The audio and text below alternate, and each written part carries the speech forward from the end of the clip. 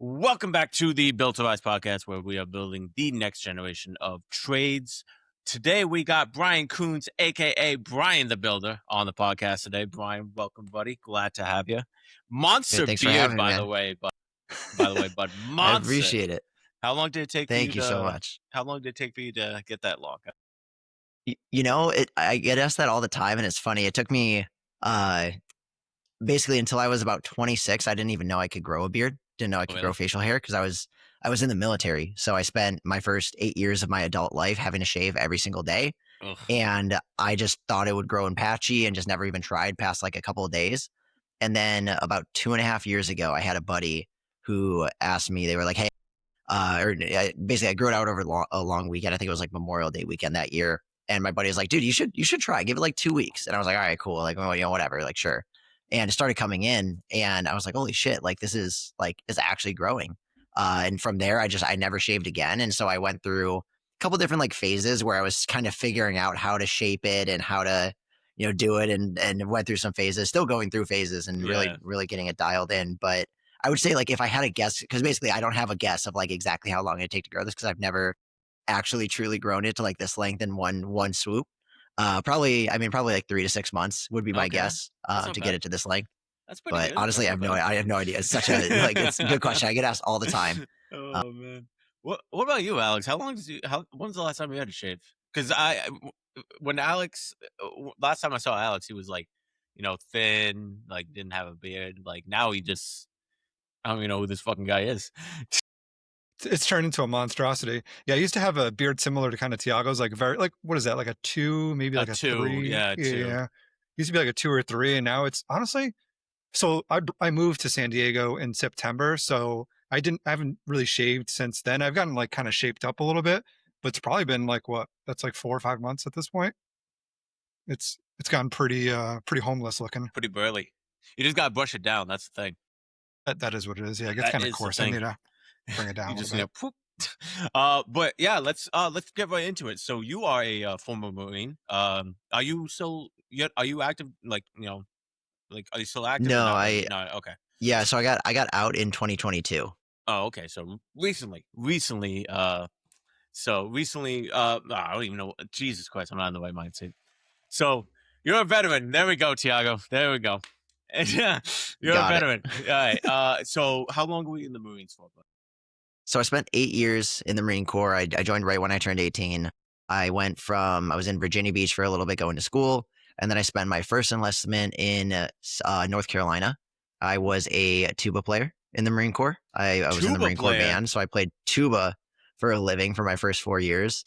That was fun. And then I came over here to San Diego in 2019 to be a drill instructor. Ooh. So total opposite ends of the spectrum. Went from band nerd to the guy who tries to make people cry all day. Ooh. So how was that transition? Like going from like a regular recruit to like building your way up to drill instructor? That must have taken that must be a lot of steps, because it was I'd say it was a fairly unique path. I mean, there's other band members that join, that become a drill instructor, but not. There's few that join the band to begin with, and then even fewer that then go from band to drill instructor. So yeah, I mean, there's a literal probably handful that I know of. And I mean, it was interesting. I don't think that, the band is, just like you have admin or you have supply, you have anything that's not just straight infantry. Like it's just another job in the military. Like there's tons of jobs that are just as boring and as, non-combative as the band is. It's just the band is, they're band nerds. What's funny is on average, I would say a lot of the people who come into the band tend to be a little bit older because it's the only job that you actually have to pass an audition for before you actually get accepted. Where like any other job, they're like, yeah, we'll train you, like just join. The band is like you have to pass a certain threshold of skill set before you actually get in. So that leads to some people who have already went to college for performance or whatever. So it's kind of like a generally older crowd than what it would be for just most jobs in the military. So with that, like the average, I think, is generally a little bit more advanced in terms of we have like even scores, just like the marksmanship test that we take, the physical fitness test, we generally tend to have higher on average scores Mhm. than what the younger crowds do. So I think that the transition, I mean, there like it wasn't too hard for me. I don't think. I think that I had set myself up the right way in my first enlistment, where I really, for me, I actually focused way more and fell in love way more with the physical fitness side of the military. So I was actually going to school for exercise science. I had my personal trainer certification. I had several others from like the International Sports Sciences Association. I was our like command physical training representative, so I like led our squadron PTs. And really like that was just kind of the side that I fell into. I love the fitness side. So transitioning over to drill instructor is the long story of kind of how I got there. I was going to get out and actually go to school for exercise science, pursue probably like physical therapy. And I just realized that it was like, I don't know what I want to do yet. And so I decided to stay in because I was like, the worst case scenario is I get paid for 4 more years in a very like predictable way. I can, continue going to school, whatever. And I re-enlisted, and then from there I was like, okay, basically most people will at some point either get told to be a recruiter or a drill instructor. Those are like kind of the two main like secondary jobs that you can like get voluntold to do basically. So I was like, okay, out of the two, I don't think that I would want to be a recruiter. That sounds awful. Not Mm. that drill instructor was fun, but like being a recruiter just sounds terrible. Like having to like talk to people and try and convince them to do this thing that like sucks. And it's like when you could join another branch and get paid the exact same, but do way less bullshit. So I decided to just, while I was young, I was single at the time. Like I had no real anything tying me anywhere. And I decided that, well, if I'm probably statistically going to get told to do one of these things, I'd rather do drill instructor, which is the one I'd probably prefer. Being in the band too, I think that, I was seeking some a little bit deeper like feeling of that I was actually, really contributing. Not that the band doesn't contribute, but there's, certain, I think, aspects that, if you don't view it the right way, which I don't think I did at the time, you can feel a little bit like you're lacking something. So I felt, let's go do the, aside from like shooting at people, like this is probably like the most like legit job you can have in the military is like making the next generation of like military members. So volunteer to be a drill instructor, at the same time volunteered to come to San Diego rather than Paris Island in South Carolina because I was like, I went to boot camp at Paris Island and it was cold and it sucked. So I was like, well, I may as well like volunteer for the one that like seems like it's better weather. Yeah, I know, right? So that's what brought me over to San Diego. And yeah, since from there, that was kind of, so the transition itself wasn't too hard. I think I was generally physically in shape. Schooling sucked. Like it was hard, long hours. You ran a lot and they put you in like ability groups. And I was like the slowest one in our ability group. It was like the first ability group, but I was the slowest one in there. So I was just like every day, like dying and like hyperventilating when we ran and Oh, stuff. So, no. but yeah, I mean, like it's just a job, and you just have to. If you are a generally put together person, it's going to be hard, but you'll get through it. The attrition rate comes from the people that aren't able to stay consistent, and they do a really good job at drill instructor school. If you fall behind, they stack things on you, and it gets harder, and it doesn't like you don't just like fall behind and then you like catch up. It's like no, like every day you have to work like twice as hard and then 3 times harder and then 4 times as hard to catch back up. And those are the people that like if you don't catch back up, like you'll fail miserably. Field Pulse is the field service management software for field service pros like you. Whether you're a small business looking to grow or a large company ready to scale, it's got everything you need all in one platform. Advanced features for CRM, estimates and invoices, scheduling and dispatching, good, better, best proposals, maintenance plans, and price booking. Plus, Field Pulse integrates with software you're already using, like QuickBooks Online and Desktop, so you can hit the ground running without changing everything about how you work. By simplifying your day-to-day operations, FieldPulse saves you time, keeps your team organized, and gives you the tool to increase productivity and profitability. It's not just us saying this. FieldPulse has earned an average 4.8 star rating across nearly 600 reviews. To learn more, head over to fieldpulse.com. That's field, P-U-L-S-E, pulse.com. Do you think that's a good approach to like a good mindset of just like, oh, hey, like if you're not meeting up to your standards this day, we're just going to keep on sacking you. But I think they do that because I was reading this book. It's called Make Your Bed. I don't know if you ever heard of it. And this guy was like a Navy SEAL and everything like that. And he said like, he would just get like, if he didn't come prepared or didn't have like the right things his first day, he would just get sacked and sacked. But then it got to a point where he was like doing his tasks like triple the amount and then like exceeding expectations. So I think that mindset of like, oh hey, like we're just going to keep on sacking you, not to like bully you, but to like solely like, oh hey, like we can. I know we know you could do this. You're the human mind's like unimaginable. Like you could definitely do this. We're just going to push you. Yeah. So Because that's part of it, right? In the Marines, it's like, or I guess military in general, it's like you break someone down to build them up. Do you like kind of Yeah. agree with that philosophy? Is that like a something that like helps to develop people, you think? I think it can. I will say, like, I think at a high level, if somebody has it, they have it, and if they don't, they don't. I mm, think that it exacerbates the either issue or the strengths that they have. And you dial it in. But I think that yeah, if somebody's a piece of shit, like they're gonna, they're gonna struggle. Not that they can't change. I've seen people change, but I think that at a super high level, that's kind of what it is. But I think to add to kind of like the make your bed situation, I think that something that is very important to realize is that problems don't just go away when you stop looking at them. And I think that that's probably why they do something similar to that is because like y- y- when you're in the military and when you're in any job, really, it's like a problem doesn't just go away because you stop looking at it. You have to just solve it as fast as you can in the most efficient way possible and move on to the next one. And I think that that's what they try and teach. So it's like, if you can just, the effort, I don't even think the effort is really the thing. Like I spent weekends off. I stayed ahead of it. So I had weekends off. I went to bed every night, got 6, 8 hours of sleep. Like it was not that hard for me. Other people, like they would get 2 hours of sleep. They'd be miserable. They'd be, working all weekend. And I think that that's probably a big part of it. And in going to the book, like just stacking wins. Like I've noticed when you when you're productive, you stay productive. Where when you start to become unproductive, or you start like skipping things, you start to snowball the other way, and it gets really, really easy to be unproductive.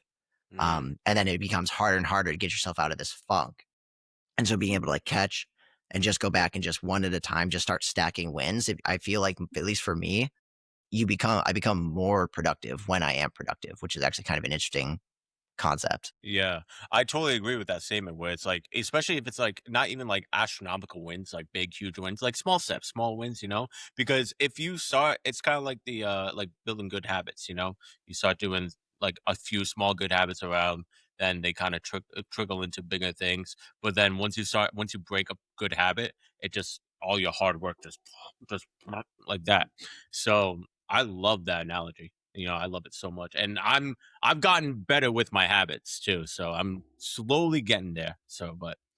Um, but so you're a drill instructor, you were in the Marines 8 years, 2022, you got out of it, and then all of a sudden you get into real estate, right? You get into the real estate Yes. market. So talk a little bit about that, you know? Yeah. So I actually, when I came over to San Diego, I was at drill instructor school, and there was this guy who came and talked to us. He used to be a drill instructor. That's how he kind of got the connection on base. And he talked to us about our VA loan and how to use our VA loan. And it was a class to kind of teach people because when you come to San Diego, you don't technically get stationed there yet because you're still going through the school and there's a high enough attrition rate where they say like, hey, just wait until you graduate and then you'll officially move here. So they come and talk to us. All the people that graduate, most of them probably end up buying a home if they don't live in the barracks. So hey, like here's how to use your VA loan. But he said this little blurb about like how to use your VA loan to basically house hack. To basically, you can buy a 4 unit, live in one, rent out the other units, and use that income to offset your income. And he talked about that for just probably a minute. But that was the thing to me. I was like, oh, that makes a lot of sense. And over the next year, from like 2019 to COVID in 2020, I didn't really have any time because like when you're a drill instructor, you have no time to like do anything. Especially you're in the beginning. So I knew that I wanted to do this thing, but never really like was able to pursue it in any way. Mm, And then when COVID happened, I was living in the barracks, but then they basically had to kick us off base because they needed our barracks rooms to quarantine recruits before they started boot camp. And so what that did was it basically kicked me off base. So I now got housing allowance And then secondarily, I went to go from being a drill instructor over to doing a supplementary job where I was basically the drill instructor who babysat the kids at the hotel before they actually went to boot camp. So workload got reduced quite a bit, and then simultaneously my income went up a lot. And so I was able to say like, okay, cool, this is like, let's do this. And so it was about middle of May when we like moved off base, we got settled, and I was like, I'm going to buy real estate. And I like reached out to somebody on Bigger Pockets, and he was, one of the like best rated agents in San Diego. And I was like, hey, I want to do this real estate thing. I want to do this house hacking thing. And, long story short, about 2 weeks later, I was in escrow on a 4 unit over here. Um, that one I still own today, but I was able to use my VA loan on that. That got me in the game. But then from there, I didn't qualify for anything else because I basically maxed out my debt to income ratio. I still had money because I didn't put any money. I actually made like $600 at closing, which was great because I used my VA loan. So I had some money saved up, but I was like, how do I like keep doing this thing? I have bandwidth. I know it makes sense now. How do I get into it? So then from there, went to some meetups and stuff, and the ADU development space. Somebody kind of caught my ear on that, and I was like, that makes sense. He was like, yeah, you build at 300, you sell at 700, and I'm like, that makes sense. That makes a lot of sense. That's good. So that's what's kind of stuck with me. And from there, in about November of that year, so I bought my 4 unit in July, like beginning of July, we closed. And then in November, we got into escrow. Or sorry, November, I decided I wanted to buy land. I met like two buddies, two partners at real estate meetups. And then in December, we were in escrow on a piece of land. That was the month that this program called the Bonus ADU program, which is so ADUs are accessory dwelling units. If somebody doesn't know, it's basically like secondary homes on a property. But City of San Diego said, hey, we're statewide, you're normally allowed 1 or 2.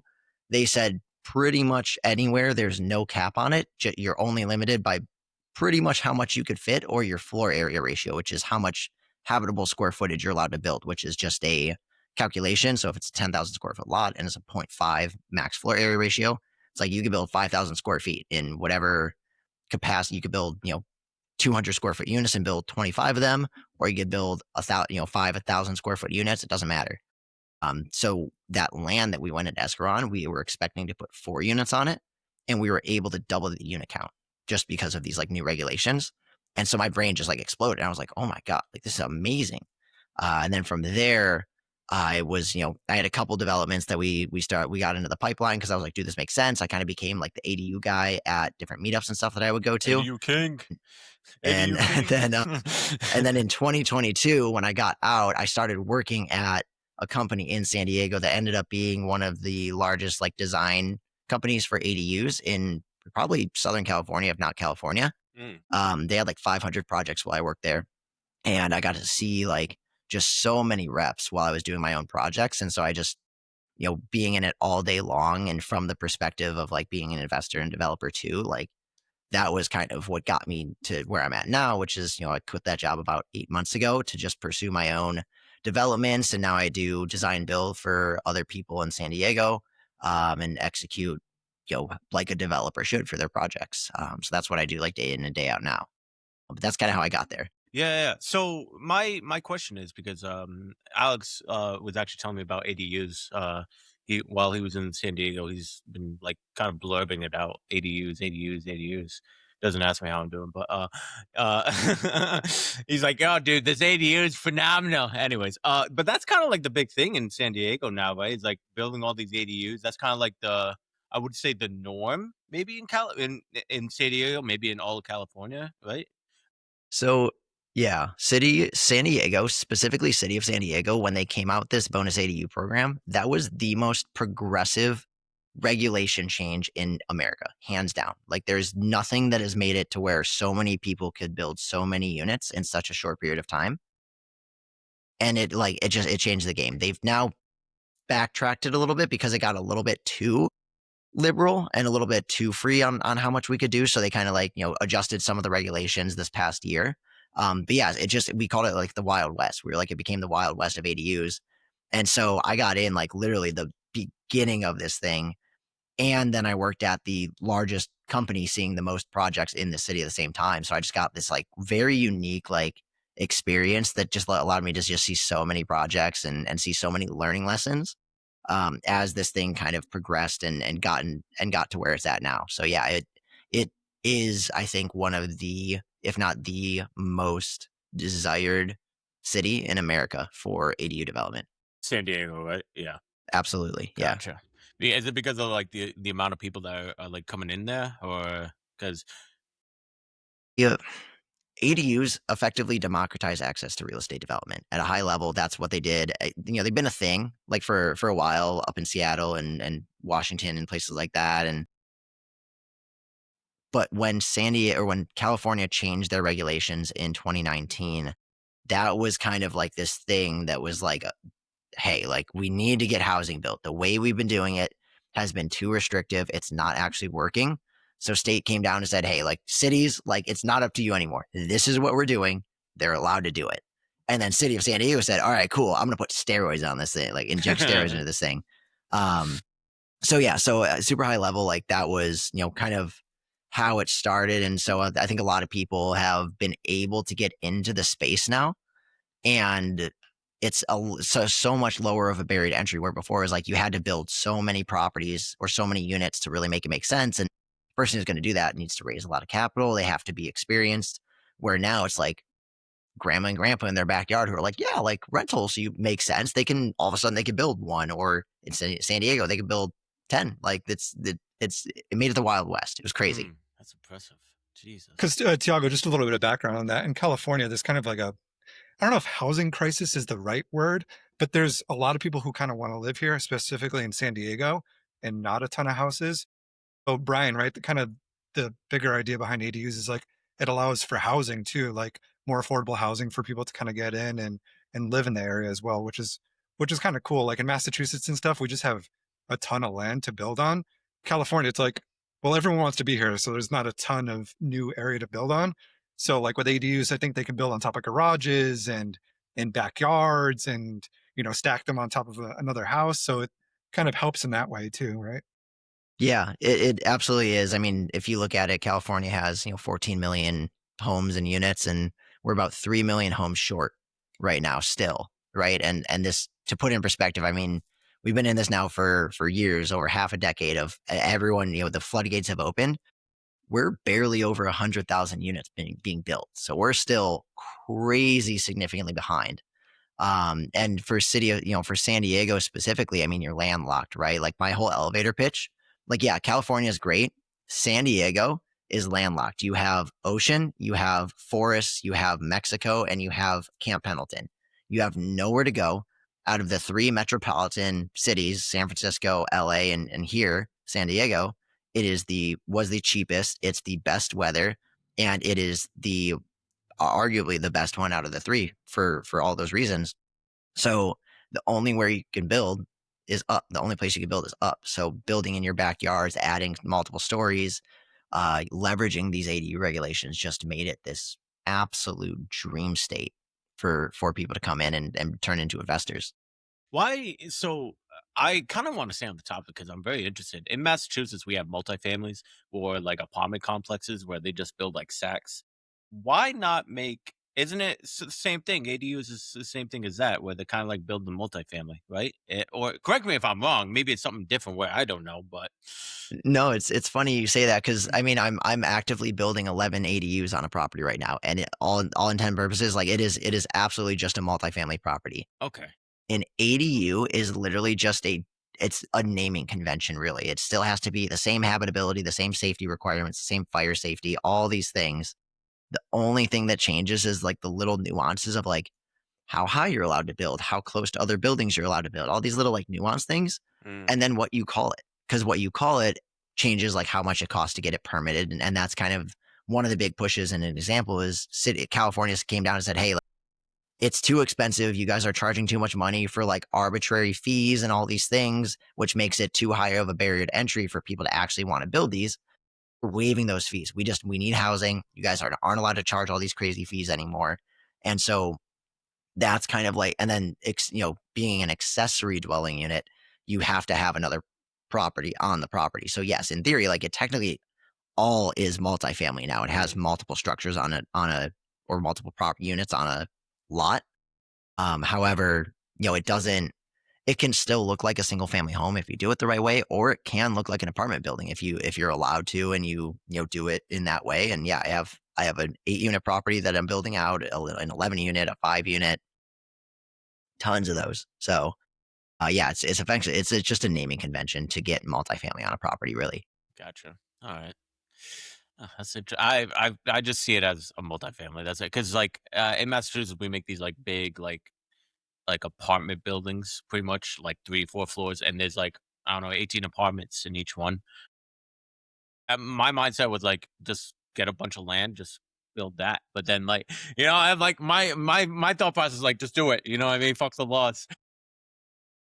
But yeah, it's just so weird how like two different sides of the country, like the laws are so different when it comes to like building homes or like building or housing structures and all that. So and yeah, it's just mind boggling to me. It's like we gotta Yeah, call it ADUs, not multi-reses.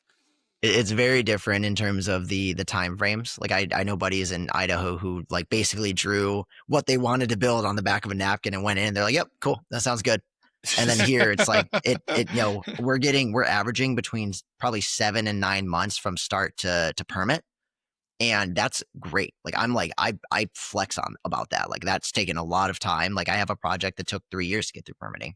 Right. And so that like it is a very different change. And that's why there's a lot of regulatory issues and why there's such, part of the reason there's such a crisis is literally just because of how difficult it is to build. For me, that's why I like it. It's a super high barrier to entry. It's super confusing, and it takes a lot of time to figure it out.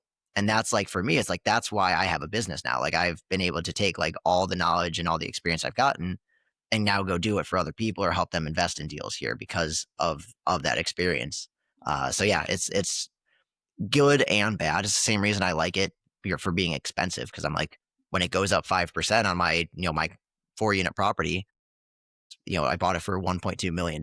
So like every time 5% goes up on that versus 5% on a $100,000 home, it's a very different Oh, amount of yeah, money that I big make. time, big time. So going off of your experience in the ADUs and the real estate, what's been like kind of like I guess kind of like a humble moment where it's like or like something where it's like oh shit, like I just got punched in the mouth. Now I gotta get back up and I gotta take this on the chin. Did you ever have one of those moments where it's like, oh fuck, you got me there, buddy, but I'm gonna come back?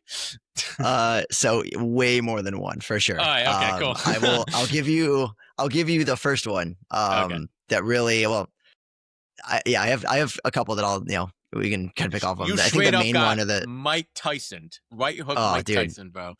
Oh, we went from, so I bought my quad. I'll do the short one and then I'll do like the fun story. Basically, my quad bought it. It was basically like turnkey. It was like a flip property. It was great. I made $600 at closing. I was like, real estate's so easy. This is amazing. And then about 6 months in, I had to evict somebody. Oof. Go through the full cycle of eviction. There, who knows what was being used, if anything. I don't want to say he was, but you know, um, I had to evict them, and at one point, I had to call the cops because they were changing the locks on the door. Cops came and said, they basically pulled all the people out because they were housing homeless people and charging them rent to pay for whatever they were doing. So the cops went in at one point and pulled out like 12 people, put them against the fence, and like went in and searched. And then they came up to my unit because I was like living there at the time, and they were like, "Yeah, we found a bunch of like crack and heroin paraphernalia, Nice. but because it's COVID, like we can't arrest anyone. Sorry." And then they left. What? Had to go through the full cycle of eviction on that to the point, hey, this is Sheriff so and so. We're here for a court ordered eviction. Dude like went inside, grabbed his backpack, and then walked across the street and like sat down. So that was the first time I was like, okay, like I feel like a real investor now. Because up to that point, I really didn't do anything. Like I think I changed like a water heater, and that was about it. Hey, So we got a plumber. right, no, exactly, right, yeah. So at this point, that's when I was like, okay, like I've earned my stripes now. Like this is good. And then the land that we bought, because we were able to double the unit count, and because COVID was just prices just went up on everything. We bought that land at 420,000, and about a year and a half later, not even fully permitted yet, we sold it for $1,050,000. So we made a pretty fat paycheck on that. We took that, rolled it into 3 properties, because at that point I'm like, dude, like I get this like ADU game now. This is amazing. Like let's make money, boys. So we went from permitting land, which was like vacant land, very different than doing anything else, to doing 13 units of renovation at the same time with not enough funds Mm. because we over leveraged. We just took everything we could. We bought as much as we possibly could. We maxed out the loans we could get as interest rates were rising at the same time. And so that was, in hindsight, a very big realization was, you have to understand your cash flows and not, it's better to have one good deal with more equity than 3 bad deals with not enough in any of them. And that was something that I learned. So we went, had to deal with the cash flow situations. One of the properties had a code violation on it. We were renovating the units. We were doing not the greatest job because we were, our contractors were getting pissed at us because we were trying to argue with the lender to get the funds drawn because there was a code violation to be able to pay them. And then that money was supposed to fund the other one. So we spent a lot of time managing money, not managing projects. And that was a very humbling experience, realizing how important it is to be a good operator, not just buying deals is awesome. Like at that point, I was like, dude, yeah, we're building like 50 plus units. I've been in this game for like 2 years. This is so easy. And so quickly realized that like that was just ego. It had nothing Mm. to do with me being a good developer, a good operator, a good fiduciary of other people's money. I mean, we had $400,000 seller financed on one of the projects. And if we didn't do what we were supposed to do, like we would have lost the property and she would have had to foreclose, or the bank would have had to foreclose, and there's no guarantee that she would have gotten her money back. So that was a very, very big wake up for me, that it matters way less about unit count than it does about execution. Mm. And going off of the ego thing that you just mentioned, so there's obviously a difference between confidence and ego. How do you keep your standards like high without becoming like without that becoming a problem? Excuse me. Yeah, no, I mean, that's a great question. I think that what I've learned and kind of where my company's taken me is it's really fun to make, to buy deals, right? Like that's where you make the most money pretty much most of the time. But there's also an inherent risks and things like that that come into play. And so it's a balance where you have to be able to take some risk and buy some properties and move the needle that is like, hey, even if we don't make all the money on this one specific deal, like we're building out systems, we're building out processes. The same concept is like when somebody says like get in your first deal. It doesn't have to be a home run, but like it gets you in the game, it gets you like the experience and now you have something that's building equity. It's kind of functionally the same thing. Is there has to be like right now in the market, it's not like San Diego is tough right now. It's down like 6% on total sale volume Mm. year over year. And pretty much everywhere else is not like it's very different than pretty much everywhere else in California right now, which is very interesting. So it's just deals are very few and far between because the sellers just want so much for their property in San Diego right now. And if they can't get it, they're like, why would I sell it? It's a great property in San Diego. So it's tougher to find deals right now. For us at this point, instead of just saying, hey, let's just build out, just buy a bunch of properties and like fudge the numbers and make it make sense. We're actually using this time to build out our service side of the business. So where we would be, the hardest part right now is acquiring properties. So instead of just trying to acquire everything right now to then become developers on, right now we're growing our side of the business where we can actually go to somebody who has an existing property. They've already acquired it, whether it be 10 years ago, 20 years ago, or 2 weeks ago, and take our experience and design and build their ADU for them or ADUs. But that allows us to build our systems, our processes, our investor network, our client relations, basically. So I think it's a balance where we're still taking risks, we're still buying, just not at the volume that we may want to. Mm. But we're not letting that stop us from doing something. And so I believe that what makes a good company and where I've been taking things is you have to be flexible. You have to be able to say, hey, here this time in the market, it doesn't make sense to buy as much, or there just inherently isn't that much as much buy volume. How can we still make money? How can we keep growing our team, building out processes and growing? And so that's kind of how the way we've looked at it is like, what are the skill sets we have? Who needs those skill sets at this time in the market? Where right now it's not the seller. That's not who needs our skill sets. It's the homeowner that wants to increase cash flow because it's too hard to buy right now. So yeah, so I don't know if that fully answers the question, but that's kind of like been the thought process is you have to take risks, but also take a look at the high level, the market, and say where can my skill sets monetize and add value to ensure that we're still growing. Mm, that's pretty cool. That's pretty nice. And Brian, as I'm kind of listening to this too, right? So we're like a trades and construction podcast. We kind of help people kind of get in, level up from like apprentice to journeyman master, and then kind of open up their own trades business. A lot of that sort of series for them is about skill acquisition and kind of learning and sort of learning from the next person above you. Is there a mentor or like who do you kind of learn this from? Because this is a very complicated game. You said you worked for an ADU company. Is there anyone else that kind of helps you or anything you can kind of speak to like how do you learn something that's inherently complicated or confusing or that sort of thing? Yeah, it's a good question. I think for me, maybe I'll just give the story of what I learned when I got here to San Diego. The only skill sets I had were I knew some stuff about fitness and nutrition, and I knew how to play a tuba, and then I knew how to yell at people and have a short That's the most short important temper one, by tantrum. the way. Yelling at people. arguably in construction might be useful. But I didn't really have any like tangible skill sets. For me, I kind of like it was good timing, but I kind of just I saw this thing that was this ADU thing, and I was like, oh, dude, this is like the niche of this market. Like this is this is a thing. And so for me, like I didn't have a lot of money, but I had the passion for it and I learned it.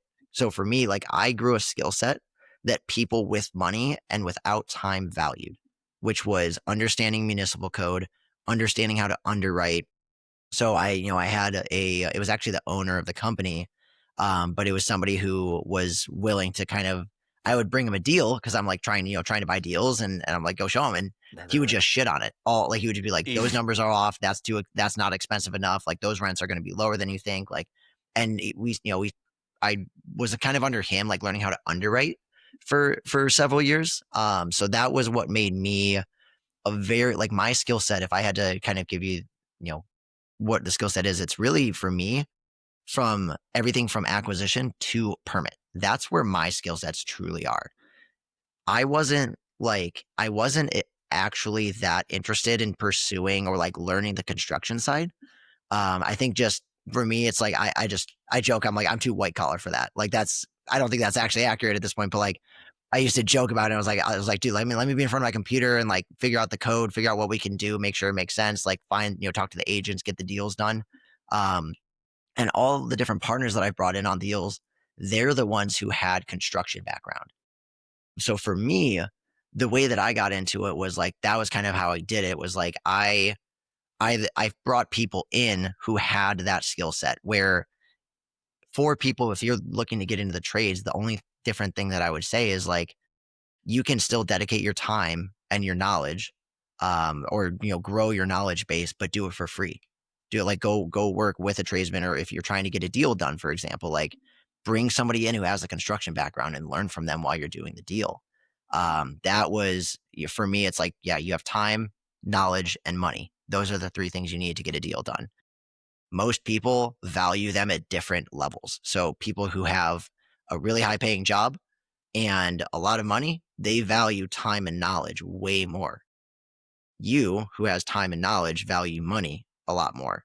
So find the other piece of that, give your value to them. So like if you're, go work at a trade, or, go work at a trade. And that was, I think the one last piece of it. Like I worked at a company that was directly doing what I wanted to do.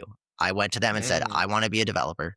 I know I wanted to be a developer. You guys are effectively a developer, but for a homeowner. Let me figure out how to do it for myself. And so I spent all day being a developer. That's literally what I did. Homeowners would call me, investors would call me, and I would just talk to them and have fun talking about like being a developer with them for hours and hours every single day.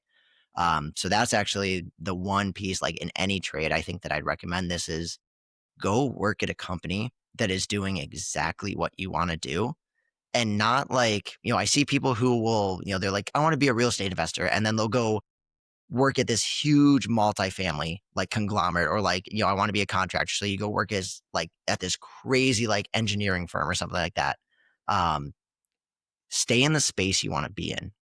Like, it doesn't transfer. Like I know so many people who have their masters in real estate and they're killers at like a spreadsheet, but they'll never actually do a fucking deal because it's not tangible enough for them.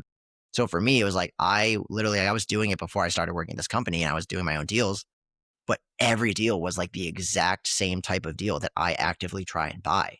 So everyone I was underwriting, everyone I was talking to and understanding like what they were thinking, why they were doing it. And that was like, and I got paid to do it. Like I helped the company, I added value to it, but it was like, it was continually making me more and more of a beast at what I was doing. So I think that that's probably like the biggest mix is like, find a job that will pay you to do basically what you want to do anyway. And then find ways to do your individual projects at the same time, leveraging the knowledge you're building there with other people who have the things you don't have. So if you don't have money yet, find people with money. If you have people who, if you don't have deals or whatever, like find that side and bring it in. That's what I recommend. Interesting. Man, that's solid, dude. I think where a lot of people kind of go wrong is they try to do it all themselves. They're like, oh, let me just kind of try to learn this myself. It's like, no, it's to Brian's point. It's like, no, dude, go find someone. There's people out there in every aspect of life that are doing what you want to do. Whether you want to be a plumber, electrician, a DJ, a real estate investor, you go and find that person. You say, hey, let me add value to you. Let me see how I can help you. And if you can get paid to do it, great. But if not, there are people out there who are already doing what you're going to do. And it just cuts the learning curve. There's so much shit there's so many like dead ends you can go down if you're not following someone who's already been there, done that. Because to your point, that guy you're working for, it's like you'd go to him and show him deals and he'd be like, nah, man, that's some dog shit. You want to stay away from that. And then you're like, why? And then he kind of breaks it down for you. Then you get that insight and you're like, oh, okay. Whereas imagine if you bought one of those, like how much more painful that would have been rather than that learning. Would have been Dude, fucked. Dude, right? Especially in real fucked. estate, right? Like real estate, like it's expensive. Like it's not like a couple bucks. It's like in San Diego, right? $1 million, it could be 2 million, it could be $500,000. It's like, it's not chump change. So it's like, the price to make a mistake is pretty fucking high. So you want to make sure you're learning from people who are already doing the thing and they can kind of guide you in the right direction. Field Pulse understands that no two service businesses run the same. That's why they built the only truly customizable field service management software out there. Field Pulse has just released the newest suite of workflow features called ClearPath, and it's changing the game for service teams. With ClearPath, you can build custom job stages that fit how your team actually works. From the first call to the final invoice, everyone knows exactly what's next. No confusion, no missteps. You actually get to decide your workflow, unlike other software that backs you into their workflow. FieldPulse keeps the office and the field in sync with clear step-by-step responsibilities that help prevent delays and miscommunication. Whether you're installing glass, servicing HVAC units, maintaining septic systems, FieldPulse keeps every workflow moving the way you want it to. If you're ready to make your workflows your competitive advantage, see FieldPulse in action. Book a free demo at fieldpulse.com and start building workflows that work for you. You fucking say it's not chump change, buddy, but I bet people fucking wipe their ass with $1 million out there in San Diego. Meanwhile, I'm over here struggling. No, I'm just kidding. But working with contractors, that definitely gives you another like POV of just like how things are usually ran. As a developer and a real estate guy, is it important to really understand the mindset of a contractor? Like, no, not, I wouldn't say go crazy and be like, oh, know the plumbing code book, know the electrical handbook. I'm not saying like crazy stuff like that, but like kind of like understanding like the lingo and everything like that.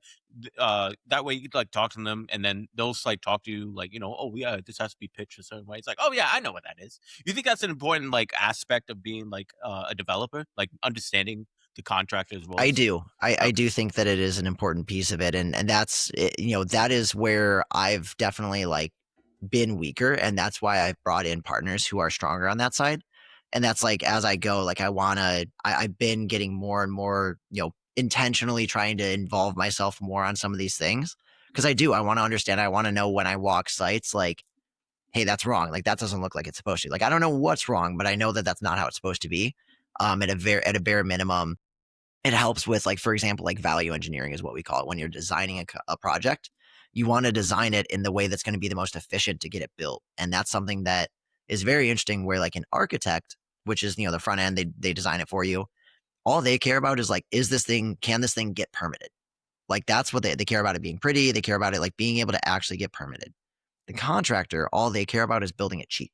That's all they want to do. They want to build it as cheap as possible and the most efficient way possible. And so what happens is you'll have an architect who's like, yep, this thing I'm drawing is like totally allowed. Like I'll use your example, like building on top of the garage, right? It sounds great. You get to save your garage. You get to save, you get to still get the ADU on it. And it's like, it's allowed to be done.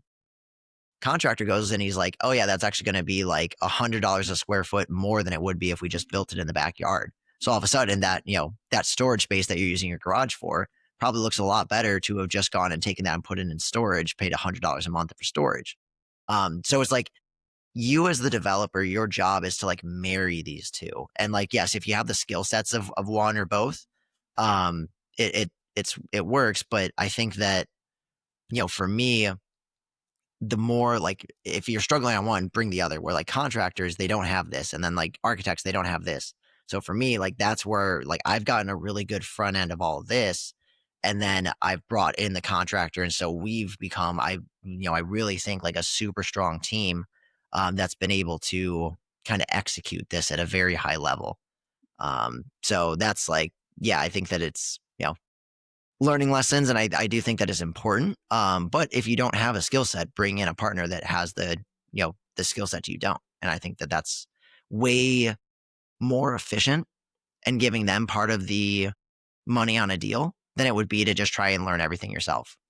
I think that that's, people spend too much time trying to learn everything rather than just knowing enough to ask the right question to the right person who has the expertise and then just moving on. Where that was like when I started, like I was like, I'm going to buy real estate. And then I went and asked somebody who like was very highly rated on Bigger Pockets. And 2 weeks later, I was in escrow on my deal. Land. I was like, I want to buy land. And then my buddy's like, yeah, I have a dad who's like a contractor. He'll make sure we don't crash and burn. And then a month later, we were in escrow buying that land. And like, that's the route that I think that for me, I'm happy I took. I don't think that, I may have bought a different deal that was maybe a little bit less expensive per se. But I think that the speed to do that, I think I wouldn't change the speed of that all day long. I would recommend that to anyone. It's like, just get in the game. You're going to get way more asking the expert and then just executing than you will trying to like learn everything in the book. That. So like for our guys, right? It's plumbers, it's electricians, it's HVAC guys, it's people in the trades. So if they're kind of looking to all right, they've made their money, right? Because in the trades, you can make good money. You're trying to figure out, okay, where do I deploy this? You can obviously go the business route, having your own business. That's an aspect of it. But you want to kind of park it somewhere. Real estate's not a bad place. But rather than them, if they're considering that, rather than them trying to learn everything about real estate and investing, your kind of advice is like, hey, man, find someone that you kind of like or trust and try to partner with them, like a developer, an investor of some sort. And you kind of bring your trades knowledge to them. And then they kind of bring the other aspect of it. Is that kind of what you're saying to some degree? Yes, I think so. I do think that you need to be careful. I think that there's way more tradesmen than there are solid developers.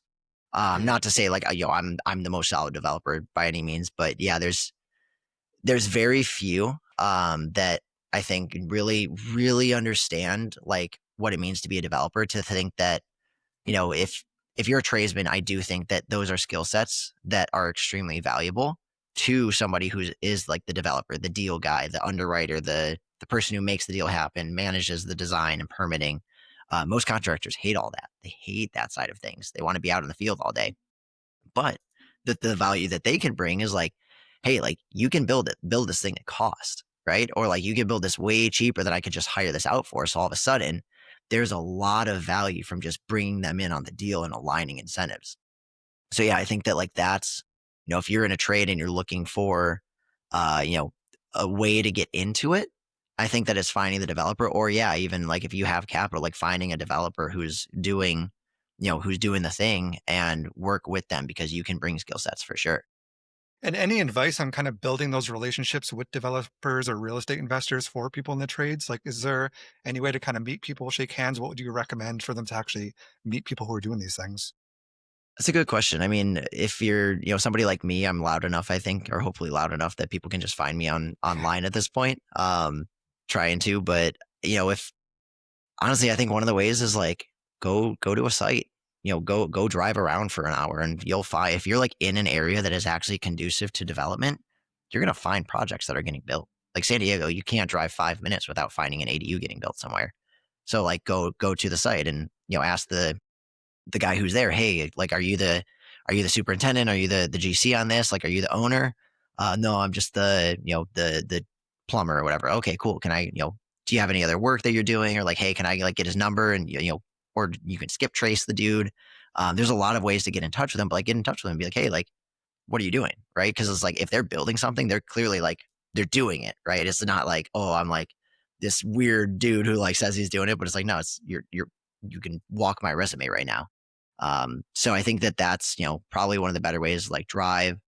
I think even Facebook groups probably would be a good way. I know that at least ADUs, they have some pretty large Facebook groups where it's like, hey, I'm this trade. I'm looking to work with a developer. I have, some capital I'd like to deploy and whatever. There's a bunch of different ways I think to get into a conversation with them. And then the more that I've went, the more I've realized it's a very small industry.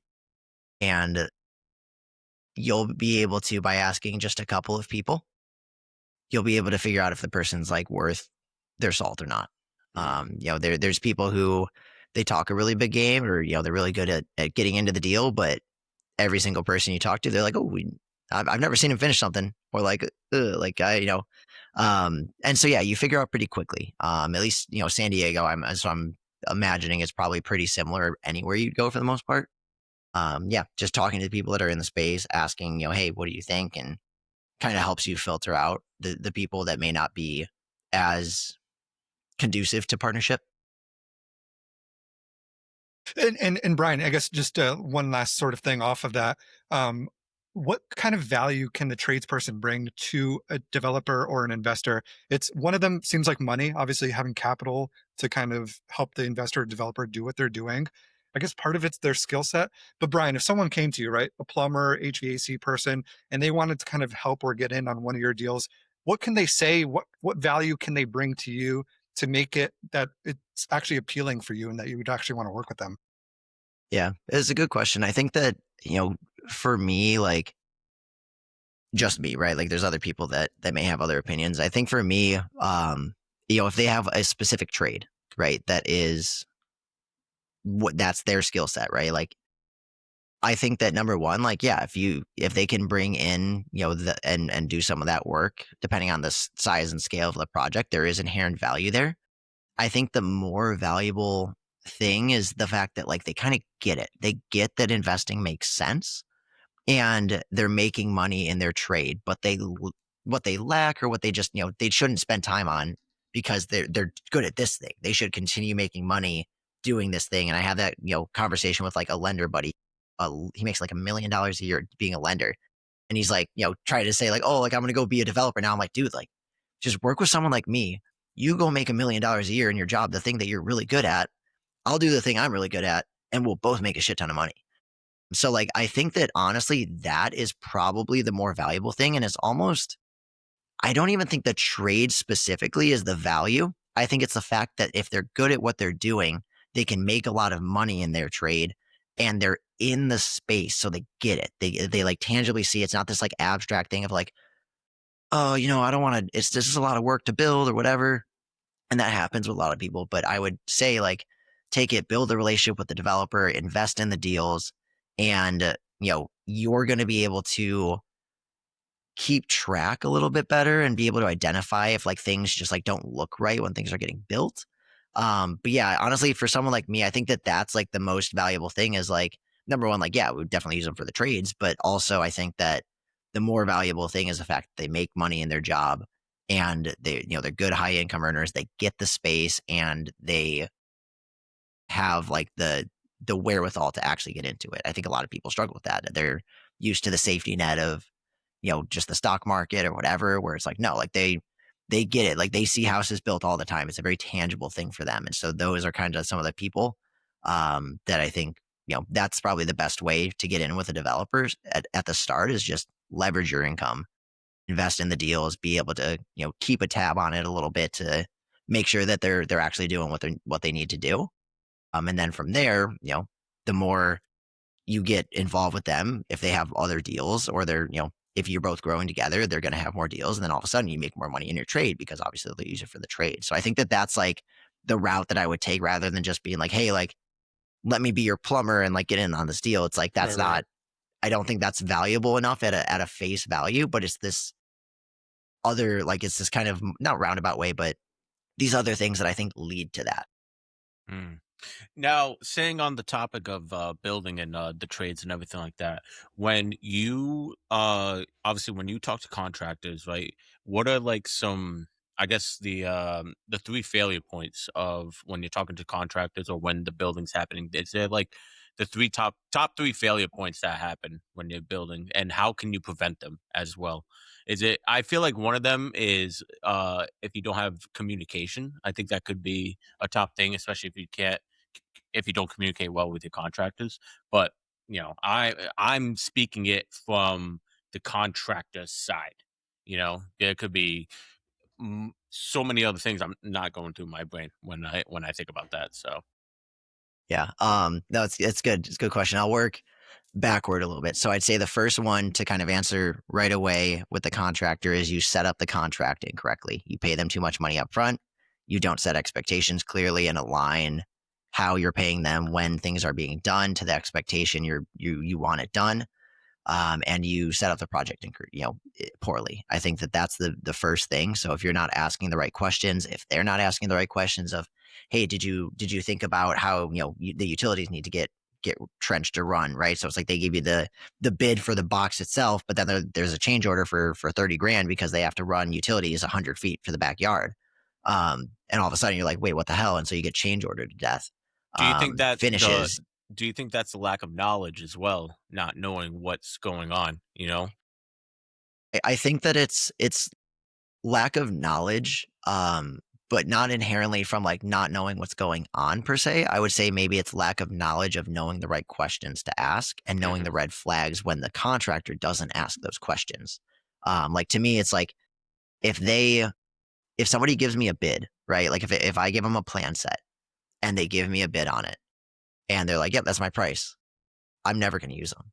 Never, I will never use them because I'm like, did you ask for the soil study? Did you ask for the boundary survey? Did you check the topography of the lot? Did you look at anything else?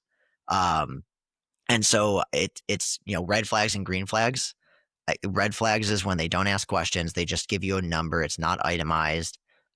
For someone like me, it's like maybe it's like a control thing a little bit, but I know the right questions to ask at this point, and yeah, that's like to me the best way that you avoid that is it's both sides for sure, but it is your responsibility as the developer to find, the people who have the track record, and they likely have that track record because they have their systems and processes in place as a contractor and they've done good work. Where Mm. that's I think one of the biggest things is, just setting up the project the wrong way or letting it get set up the wrong way, and then setting up payment milestones that incorrectly not leaving enough on the back end to keep them incentivized to finish the build.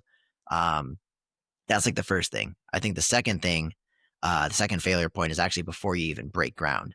It's it's kind of two.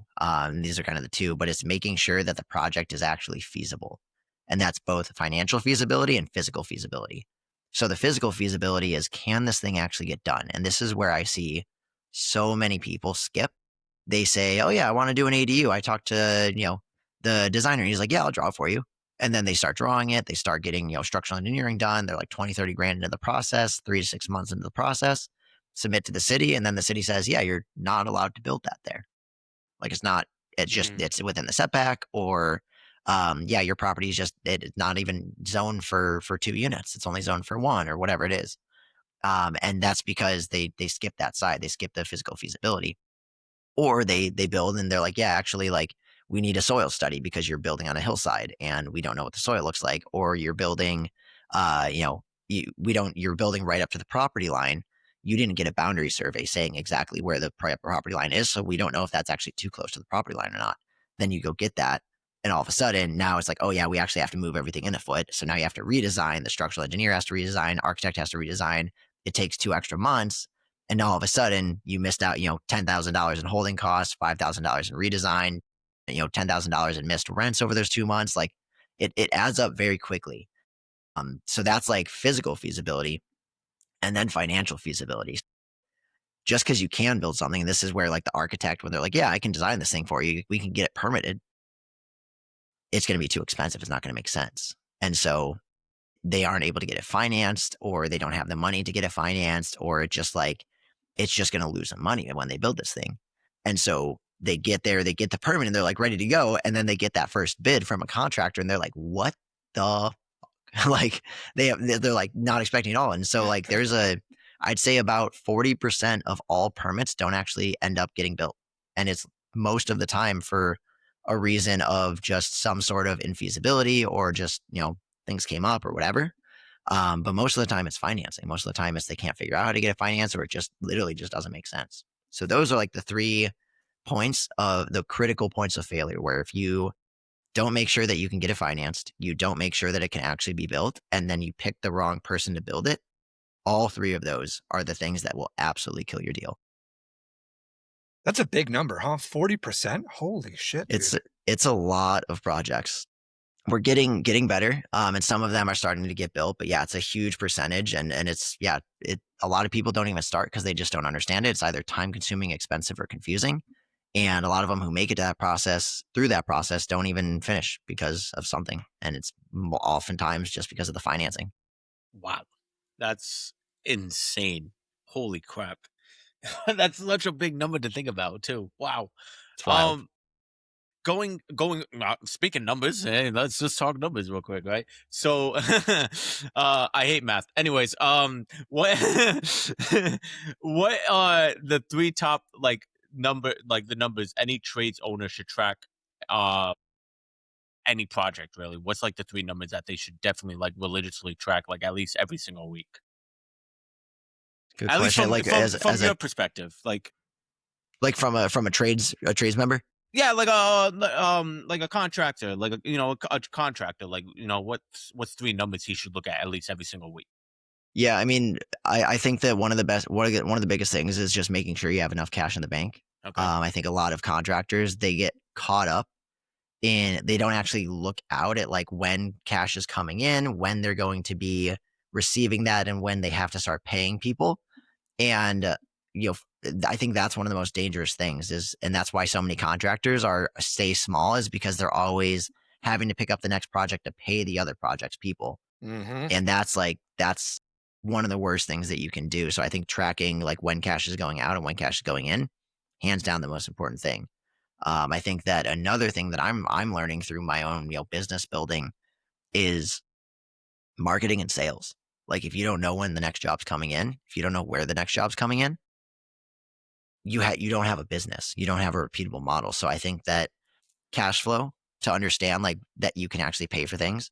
But then those are the other things that it would track, is like how many projects do you have coming in, and how many people do you have coming in as like leads. So those lead measures to the actual money. Because I think that that's where businesses die, is if they don't have the sales to support, especially when things are less favorable, especially in trades and stuff. It's a very volatile kind of industry sometimes, where if things are good and you're killing it and you like don't even have to worry about leads coming in, like you're great. But then the second that things go the other way, you don't have a business anymore. And then all of a sudden you're like, shit, I need to like build this faucet now to actually like turn on the faucet for marketing. So I think that that's hands down. I think that those 3, like make sure you have enough cash in the bank, make sure you know how much, like where the sales are coming from, and how you're getting the leads to do that, to make those sales. And Brian, you're obviously killing it in the whole marketing and sales department. I've kind of come across your social medias, and you're crushing it in that regard. Any advice that you can kind of give to people who are kind of entering into that space and trying to get their marketing going, but they just don't know what the fuck they're doing or what they should be doing to kind of get it going? Yeah. So I still don't know what the fuck I'm doing. Figuring out as I go. I think that the first thing is start, right? Like for social media, I think that 5 to 10 years from now, there will be huge market share that gets taken by founder-led brands. It's the personal brand, it's the owner of the company sharing his story of building his company. So for me, I am growing the #1 development company in San Diego and Southern California. That is what I'm doing. Not the biggest, that's not my goal, but like the best one. If Mhm. somebody wants to do ADUs or small urban infill development, I'm the person they call. That's what I'm trying to do. Um, and so I think that that's the first stage is like just start posting, right? Like start putting the reps out there, get the quantity. Don't worry about like getting the perfect video every time. Just post. Just post. It could be simple as like on your phone, you throw on the little like caption automation and then you post it. It doesn't have to be crazy, right? But it's like share what you're doing, share like how you're doing it, and then that will start to build momentum. And then for me, I've hired out like the operational side of that. So all the stuff that I film, like I don't manage the editing. I don't manage like the posting on it anymore. I hired somebody to do all that, and they own that. And so it's taken a lot off my plate where, I'm fine in front of a camera, like talking, but like all the back end admin stuff, I hate it. So I figured out a way to like take it out of my court. And now like their job success is response is, it's centered around the success of these videos getting filmed. So it's like now it's kind of like in somebody else's bucket where they're like, hey, like you need to film today. So it puts it outside of you where it's so easy because there's not a direct tie to revenue when you do it. It's so easy to skip it. So social media, obviously like I'm pretty active on like LinkedIn and Instagram. Those are kind of the two that I've chosen. That's for me, like that's the easiest first step in terms of marketing is just go on there. You're going to get followers. It may not be a ton, but like you talk to them, like ask the people like, hey, why'd you follow me? Like, I appreciate it. Like, what do you like? What don't you like? What can you get value out of? What problems do you have? And that's going to give you a ton of market feedback. And then from there, I think that, for me, it's a very hyper local niche industry. Like I'm very hyper local to like Southern California and like San Diego. I go to meetups all the time. It is kind of like guerrilla marketing, like tactics a little bit. But I mean, like it's time too. It's just it's going to stuff. It's putting your name out there, being associated with like the thing. Like you can't just be like, oh yeah, I do all these things. Like no one's gonna know what you do, and that's something that I've struggled with. Is I have like a couple different things that I've been doing, and I talk to people, and some of them are like, I don't even know what you like. Oh, I didn't even know you did that. I'm like, this is like the main thing that I do. So clarity, uh, understanding who your target demographic is. I've spent a lot of time teaching people how to do ADU development, and I've realized that my actual target demographic is not the person who wants to understand how to do development. It's the person who wants to do development and they value an expert who does it. And Mhm. so that's who like it's somebody who's like, hey, I make a lot of money in my job. I want to worry about that. Like you are good at development. Like let me dump money into you, or like, hey, I want you to build my project for me. I'm gonna go continue making money over here. So that's where, like, for me, that's something I'm actively doing is like repositioning kind of how I frame my content and just really like the website, everything, right? Um, and so that's like a huge part is like talk to people, figure out what the true problems are that people want solved, and then go solve them. Don't try and like, just start with a solution. So many people are like, oh, like, yeah, I'm just gonna go after these people because they make a lot of money, right?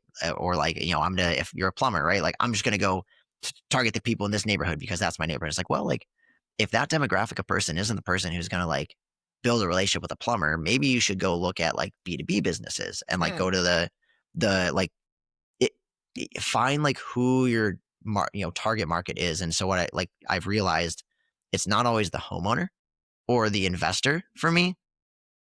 Sometimes it's who is in constant contact with my target client, not necessarily my target client. If I can go to one person, for me, for example, I can go to a broker, a lender, right, who is in front of 20, 30, 40, 50 people a day who clearly have money. They have already bought houses or they're getting pre-qualified for houses. And I talk to him, and anytime somebody buys a house and says, hey, I want to do ADUs, I'm the guy he calls. Same with plumber. Like, who can you put yourself in front of that you can truly build a relationship with that is in front of the person who needs a plumber very often? And then how do you build a relationship with him to get it to where when that person asks, you're the person that they push you to? So I think that that's kind of like some of the things. Like I said, I'm actively learning it, so I don't have a perfect answer, and every trade is so different. Everything is so different. Social media and personal brand. So social media out of it, but like personal brand, I believe is invaluable in the long term. And it takes a long time to see revenue growth or to see true revenue from it. So do not give up. Ask yourself, what is the actual problem you're trying to solve? And how do you center everything you're creating around solving that problem? And then who is in front of the people who need your services? And how do you build a relationship with them to get them to put you in front of them? Man, that's a solid checklist right there. I'm about to write that shit down and do it myself. Alex is going to listen. Hang on. Wait, hold on. Can you repeat that? Say One it again. time. I don't even know what I said anymore. That's the beauty of recordings. Real quick before we do the end of the podcast shenanigans, I kind of want to talk to you a little bit about the two things you created. So you're the owner and the founder of the Builder Nation, and you're the owner and you're also the owner and founder of HK Development Group. So how did both of those start? How did the trajectory of both of those start? Because it's one's a community and then obviously one's a development group. So I'm assuming your knowledge and background of being such, San Diego's top Number one, baby. number one Let's go. developer. You're like, hey, I'm gonna make my own business. So he came up with HK Development Group. So kind of talk about that, like the beginning stages of those, and then where they are right Yeah. So the thought process was when I left the company I worked at, I got so many reps in what I was doing and I love teaching. That was like, I love teaching. That's always been my thing when I was, in the military, and I was teaching people how to, be in shape and fitness and nutrition and all that stuff. I was teaching people how to be Marines. And then I was teaching people ADU development all day long for years and years. So the community was this way that I could give back and help people avoid the mistakes that have cost me and other people hundreds of thousands of dollars and help them execute their projects. From there, the secondary thing was, hey, I want to do my own developments. So if somebody wants to do this whole ADU and infill development thing, but they don't want to do it themselves, that's where this company comes in. I've realized that I thought it would just, go from one to filter through the other. What I've realized is they're just two totally different people. The person who's going to pay money to learn the thing is not the person who's going to pay money to have the thing done for them. So that's where, I position. And so, yeah, the Builder Nation is an ecosystem of education, teaching people ADU development who want to do it themselves. That is, that was my homage to, or my ode to the last, several years of my career doing this and trying to help people avoid it. The true core business that I have is HK Development Group. So I have a partner in that. He is like the GC, the true like background and experience, like building these projects extremely well. And we help people build ADUs and place capital into ADU development projects. So whether they own the property and they just want us to execute it from start to finish, or if they have capital either in a 1031 or taxes to offset or whatever it is, and they say, hey, like, I don't want to do it, but I know ADUs make sense. I know development makes sense. Help me do this. We'll come in as an owner operator on those projects. And so those are kind of the two sides. And so that's really the core business model is we will help people build their ADUs like a developer would from start to finish. And that's really the main driver and what HK Development Group is. Love that, man. I love people winning. I love it so much. I like it. I like it a lot. So at the end of our podcast, Brian, right? We normally do a lightning round question, like maybe 10 random questions, all all random. And I do, since you're a San Diego guy, I do need to ask right before we even start. Are you a fish taco guy or are you a California burrito guy? Oh, dude, California burrito. All day? Yep, all day. What's your go-to spot? Oh man, there's this place called El Paisa, Okay. in like Logan Heights. It's right next to Barrio Logan, which is a very like Hispanic heavy area. Best burritos. I'm more of a breakfast burrito guy, honestly. That's my thing. Like Cali burritos and also fish tacos, great. But like breakfast burritos, chef's kiss. Alex, you wrote that down for you? Yeah, dude. Be like, lunch I've been tomorrow, looking for- boys, on me. Been looking El for a new Paisa spot. on 25th Street. Run it. All right, let's get right into it. So again, lightning round. These are actually a little bit longer, so we'll give it a little bit of an answer. But let's see. Would you rather have a slow crew that's perfect or a fast crew that's sloppy? That's a fucking obvious one. Slow crew. That's perfect. All right, so an ADU takes like 3 years. No big deal.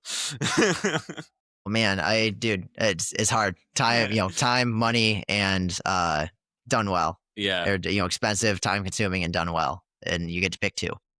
Agree or disagree, right? Most people don't need more money; they need a calendar. Ooh, I 1,000% agree. I've Yeah. gotten to where I'm at with my own money, but way more of other people's money because I know how to spend my time correctly to do the things that they value. Calendar is a big thing. Alex got me hooked. Alex is one of my good habits now is a calendar, and Alex is the one that got kind of whipped me into shape on that one. It's amazing. Yeah. What's your most unhinged drill instructor moment you could say on this podcast right now? Which means I like that. Which means you can say whatever the fuck you want because we are unhinged as fuck. Yeah. No, I appreciate that you put that because there's definitely things I'm not going to say on this podcast. I had a kid outside and took about 30 minutes with one-on-one time to make him just bawl his eyes out, realizing that all I did was just point out the fact that that it probably wouldn't make his parents happy the way he was acting. Wow. Learned very quickly. That is such a dad comment right there, dude. Oh man. Oh, you hit the family. You hit the family nerve. Oh, because I'm assuming this happened in like boot camp, right? Or no? Yeah, I was a drill instructor. Yeah, so guaranteed he was probably thinking he's probably missing his family, missing his dog. Oh yeah. It's all like because I'm like 5'7", like I'm not a big guy. Like I had to learn how to like make them upset. Like I didn't scare them. I made them upset when they made me upset. Yeah, you hit him right in the feels. Damn. That hurt. What is a habit kept you busy but broke? Ooh. Oh man, that's a good one. Trying to do everything alone. So you're saying for any successful like entrepreneur or real estate investor or anything you want to do in your life, it's better to have a team, right? Absolutely. Every deal, aside from my first deal that I've done, I've had partners on. I don't ever want to do a deal I don't have partners on. People have those isms where they're like, I never want partners. I love partners, bro. I love people. I like working with them, and it's just finding the right ones. Let's see. Are we in a soft era, or is that just people are avoiding accountability?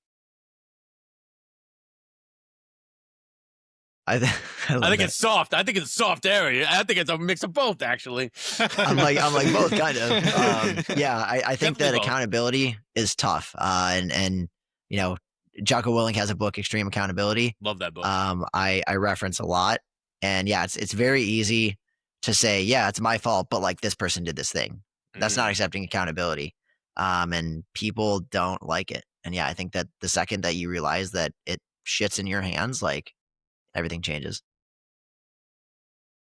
Yeah, I like that a lot. Let's see. Would you rather never deal with clients again or never deal with employees again? Damn, these are good questions. I think clients. Okay. I like the B2B channel, where I'm realizing that there's people that are they get it a little bit more sometimes, and they care about, I think, more objective things. And I love employees. I want to hire people that I can go get drinks with, that I can pour into, love, and just grow something amazing with. So I don't think anything I can do is without employees. All right. Okay. Like that. Like that a lot. Rank this sentence or rank this saying, I guess, on a scale of 1 to 10. Hard work beats talent, but systems beat hard work. You said rate it. Wait, yeah, I guess rate it on a scale of 1 to 10. Or you could say like, yeah, agree or disagree. Yeah, it's good. Okay. I'd say a solid 7. I agree with it though. We'll leave it there. That's it. No explanation there. But I feel like systems are actually like kind of like a great foundation of like, oh hey, like in order for this thing to work, we need to have like a systems in check, you know. So Yeah. I kind of agree with the statement as well. All right, perfect. What's a food that's overrated but people pretend to love? Breakfast burritos. Oh man, dude. I would say pineapple pizza. Ooh, oh, It's a go-to. ugh, ugh. Well, I feel like people have to try and love it too much if they like it. It's like you can just like something. Like you don't have to love it, but it's like I feel like it's either one or the other. So they try too hard to love it when they do like it. It's those California white girls. Oh my god, I love this pizza. Sorry. Oh man, let's see. What's a habit that made you money way faster than you expected? Waking up early. What's your wake up time usually? It's flexing anywhere between like 4 and 5 most days. Okay. But I've been doing that for like since I was in the military. I was like a morning gym person. So let me rephrase that. Going to the gym early in the morning. So That is like the number one thing that sets up the rest of your day. Every time. I like that. I like that a lot. Let's see. All right, last one. What's more fake, passive income or work-life balance? Passive income. I think that passive income is the silliest thing ever. I think you should make active income. You should put that into investments that build wealth and don't give a shit about passive income for as long as you can possibly work for, and use that money to buy and outsource your freedom, or to outsource things so you can have freedom while doing that job and go travel. Like that. I like that a lot. Because everyone always like hypes up passive income too. They're like, oh, just put your money into like this passive stock, let it build until like, you know, you get like 13 cents out of it. But nope, I want to spend way more money than I will make for a very long time in passive income.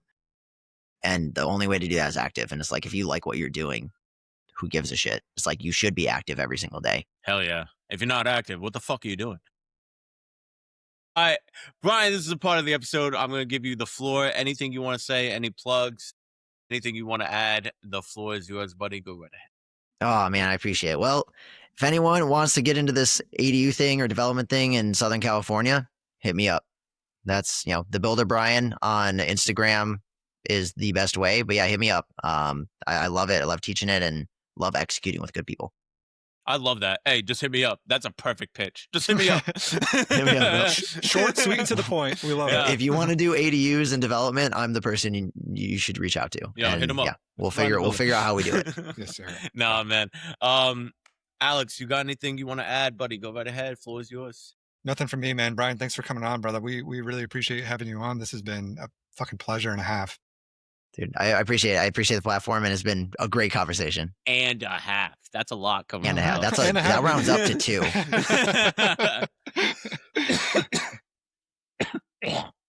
Trevor's dying. Yeah, sorry.